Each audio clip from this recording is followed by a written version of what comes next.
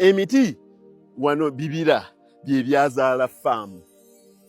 Faamu evaako manure. Faamu bw'evaamu manure ne mutwala ne musimbira mu miti ne mmwanyi, mu miti ne kasooli. Bwe mmala okusimba kasooli ne mmuggyayo ne muliisa ente. Ente ne zikyamuka nnyo ne zindeetera amata mangi. Ne ntunda amata ne nfuna ku cash flow. Obuso obuva mu nte ne bugenda kati nina contract ya bukadde. Ennemeddewo olw'okuba abakozi baabwe babadde bize nga tetusobola nakuŋŋaanya busa, n'emmotoka ezaali badde zibusomba obutwalira ba clients zibadde mu kusomba kasooli. Naye olumaliriza bwe tuti kasooli ng'ate olwo enteekawo emikono egy'obusa. Kyekyo kyempita linkages. Naye tunuulira structural flow of income eyo engeri ssente gye zikwetooloolerako bwe ziti. What is the message? Buli muntu alina ettaka nga lyennina okusobola okukola structural flow of income eyo oba linkages? No. Naye buli muntu waali mu buli bizinesi gy'alimu asobola okukola ekintu kino kye njigirizaako olwaleero. Let me give an example ku kintu nze kye nabeeramu. Nabagamba nakanikako mu garage. Omuntu alina garage ye muntu alina a lot of linkages ayinza okubeera ne structural flow of income. Nti omuntu bw'oba ng'oli makanika nga weetengere olina garage eyiyo ne bw'oba teweetengeredde nnyo nti osobola okusuubulayooko ebintu ebya bulijjo ebikozesebwa. Sebo ne paketi za plaga ennungi ne zikulema okuteekako awo mu kaduuka ako. Ne oyiro ne buli baagala okujja ne mugenda ne mucrossinga ne mugenda ku petrol station eri ku bbali oba ne mutumye Nabugabo. Oyiro muteekewo obeere ng'abajja okusaavisinga mmotoka zaabwe. Oyiro omujja wali omuteekako ne ke bayita ka markup. Obeere nga sisi waali, hydraulic waali. Obeere nga wali akataka akakuliraanye. Nyiniko walitegeeragana naye ebeere washing bay.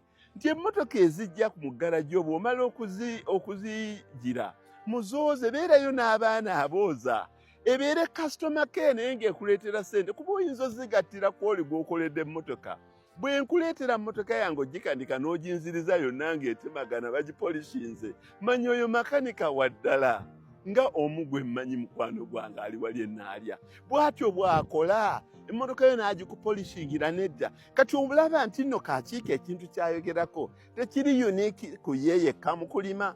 Linkages zino zisobola okukolebwa mu buli sekita yonna gy'oba oyagadde. Buli muntu yenna waali kawubeere ng'oli mu dduuka oimportinga bintu. Beerako nga bw'oba ogenda olinako by'otwala ebikkirizibwa, sigambe kutwala bitakkirizibwa. Bwe baba bakkiriza ebinyeebwa twalako ku binyeebwa, twalako abantu ku miyembe gya kuno, twalinga wabweru. Fenga ekintu ekyo tukikola nga bw'oba ogenda bw'oti banno bakulindiridde. Baayagalanga nnyo ebyennyanja ebikalu ebyo naye John Smart's Airport mwekati Oliver Tambo Airport eye Johannesburg ebyennyanja ebikalu babitujjako ne babiteeka mu incinerator titulese contagious products. Naye era twatwalanga okubanga bw'obanga otwala banne eri bakulindiridde baleetera ku mmere eyeeno. Kati bw'oba oli Munnayuganda akola ebuwarabu, bw'oba ojja jjayooko n'akantu k'oyinza okuguza ku banno k'onoowaako ku ssengaawo, naye n'emikwano gyo gireetereyoko ku ssaali n'ani muziyita mutya. Obaguzeeko sevinge ku tiketi yo eneekuzaayo. Ate bw'oba oddayo mulina gundi bakuwaayo kiro. Bw'oba oddayo banno bye beetaaga oba kazigo oba kaki nga eno Uganda gyekali n'eri ebuwarabu nga genda nako. Kyekyo kye ŋŋamba structural flow of income nti okujjako tewazze buzi nga wazze n'omutwalo gwo guli wano mwereere. Jjako 2,000-3 bw'obanga ebintu by'oleeta bikkirizibwa oyitewo nabyo. Essimu bazijja mu mabokisi. Yambala empale 2 oba 3 ogejjemuuko. Gulayoko ka perfume ak'ebbeeyi okateeke wano ogambe nti kano kange. Ne bw'obanga oddayo twalirako ko banna abali eri bakendeerezeeko ku tiketi.